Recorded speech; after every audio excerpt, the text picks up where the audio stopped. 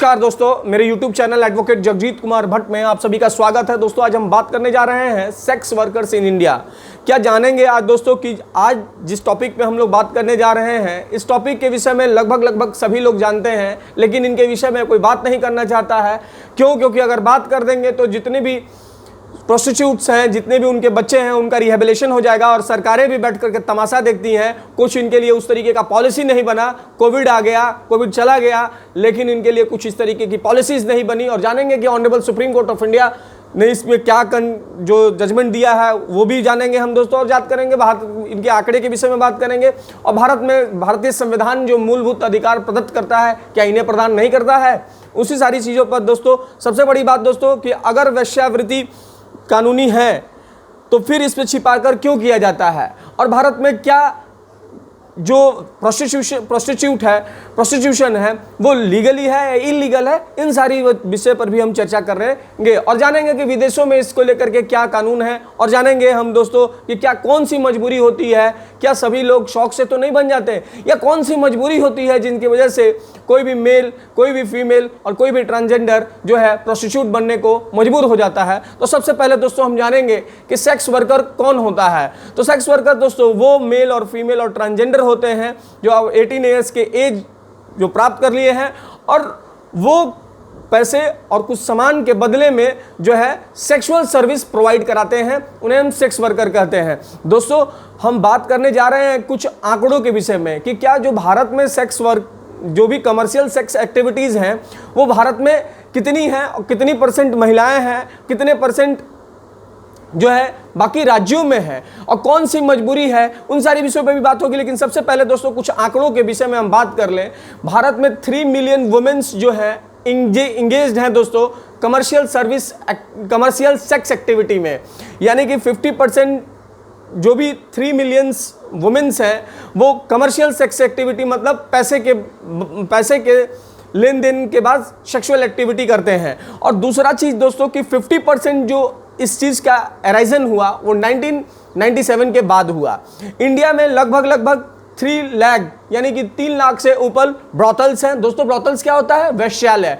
भारत में 3 लाख से ऊपर 3 लाख से ऊपर जो है वो वेश्यालय हैं।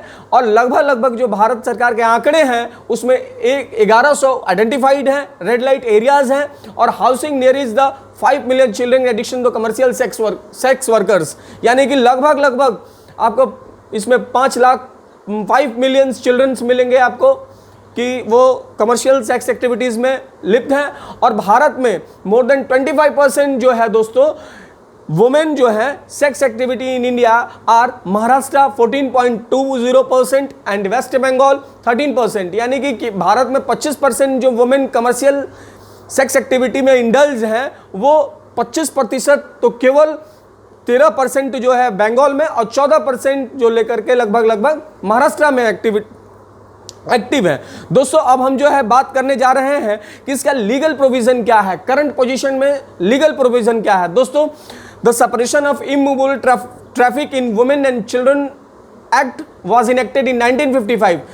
सब्सिक्वेंटली बहुत सारी इसमें अमेंडमेंट भी किया गया, and act was the change in the immoral traffic prevention act. इस जो प्रोस्टिट्यूशन को रोकने का भारत में जो कानून है दोस्तों, उस कानून का नाम है इमोरल ट्रैफिक प्रिवेंशन एक्ट 1956। इसी को लेकर के जो करंटली जो लेजिस्लेशन के द्वारा जो कानून बनाए गए हैं सेक्स वर्कर्स इन इंडिया, क्या पिनलाइज है और क्या जो उसके सेक्शन 6 से आ गया है, सेक्शन 7 क्या है, सेक्शन 8 क्या है, सेक्शन 9 क्या है, इनमें आपको अगर देखने को मिलेगा तो जैसे आपको देखने को मिलेगा दोस्तों कि कीपिंग ए ब्रॉथल, यानी कि वेश्यालय अगर है तो सेक्शन 6 के अनुसार ये जो है वो पनिशमेंट इसमें प्रावधान किया गया है, वेश्यालय अगर भारत में होगा तो। उसी तरह से कि soliciting in a public place, अगर पब्लिक प्लेस में अगर कुछ इस तरीके का वेश्यावृत्ति करते हैं तो सेक्शन 7 के अंतर्गत उसे पनिशमेंट किया गया, पनिशमेंट का प्रावधान किया गया है।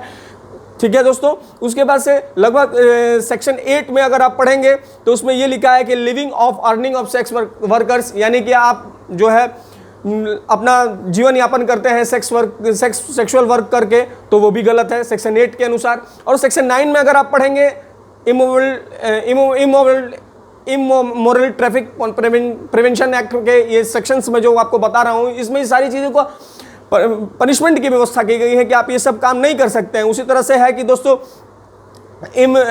Living with habitual being the company of sex workers, इसमें भी आपको है कि अगर किसी सेक्स वर्कर के साथ कंपनी आप करते हैं, कंपनी में उसके साथ रह रहे हैं या उसको गलत तरीके का सेक्सुअल वर्कर्स के साथ आप कुछ कर रहे हैं, तो ये भी जो है सेक्शन 9 में इसका प्रावधान दे दिया गया है, पनिशमेंट है। तो ये सारी कानूनी प्रोविज़न है, जो लीगल प्रोविज़न मैं आपको बता रहा था कि इसके लीगल प्रोविज़न है। दोस्तों अब जो मैं आपको बात बताने जा रहा हूँ वो honourable Supreme Court of India क्या कहती है उसमें बताने जा रहा हूँ। दोस्तों जो मैं सुप्रीम कोर्ट ऑफ इंडिया की गाइडलाइन की बात कर रहा था, तो जो Supreme Court in Buddhadev Karmaskar versus state of West Bengal, Supreme Court opined that the sex workers have right to dignity. दोस्तों ये जो राइट टू डिग्निटी है वो केवल और केवल किसी एक व्यक्ति को प्रदान नहीं करता है। जैसा कि अब आप मेरे लैपटॉप की स्क्रीन पर देख रहे होंगे दोस्तों, बड़े से अक्षरों में सुप्रीम कोर्ट ऑफ इंडिया ये देख रहे होंगे आप, ये Markandey Katju Gyan Sudha Mishra in the Supreme Court of India criminal appeal jurisdiction criminal appeal number 135/2010 का जजमेंट था, जिसमें honourable Supreme Court of India ने जो गाइडलाइन दिया है उस गाइडलाइन की मैं बात बता दूं दोस्तों, तो इसमें रिकॉग्नाइज करने के लिए भी कहा गया कि जितने भी सेक्स वर्कर्स हैं उन्हें रिकॉग्नाइज कर दिया जाए ताकि उनको और उनके बच्चों को जो भी प्रॉब्लम्स हो रही हैं उनसे वो दूर किया जा सके। और हाल फिलहाल में आपको दोस्तों कोविड में देखने को मिला होगा कि कोविड में सुप्रीम कोर्ट ने इतना तक कहा कि इनको जो है आप राशन प्रदान कराएं, इनको वो सारी सोशल सिक्योरिटी उपलब्ध कराई जाए ताकि अपना ये जीवन यापन कर सकें।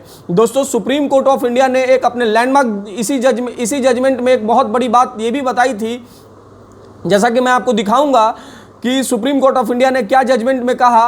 वो ये देखिए, वो ये जजमेंट है दोस्तों। देखिए इसमें जो कहा गया सुप्रीम कोर्ट की तरफ से कि we direct the central and the state government prepare scheme for the giving technical vocational training for the sex workers and sexual abuse women in all cities in India. The scheme should be a mention in detail who will, यानी कि कहा गया कि उनके लिए कोई vocational programme चला जाए, टेक्निकल प्रोग्राम चला जाएगा स्टेट गवर्नमेंट और सेंट्रल गवर्नमेंट के, ताकि वो जो अच्छे से जीवन यापन कर सके और रिहेबिलिटेट उनका हो सके।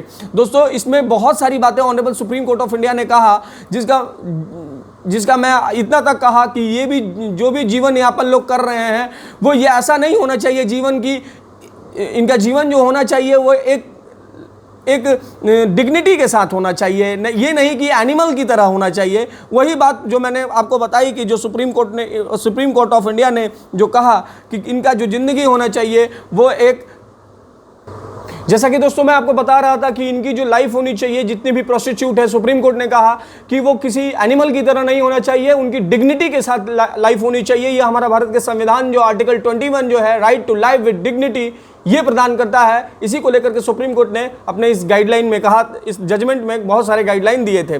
दोस्तों अब हम बात करने जा रहे हैं कि क्या अपनी मर्जी से ये लोग जाते हैं, आखिर क्या कारण है कि दोस्तों ये कुछ लोग जो है चले जाते हैं प्रोस्टिट्यूशन में सॉरी।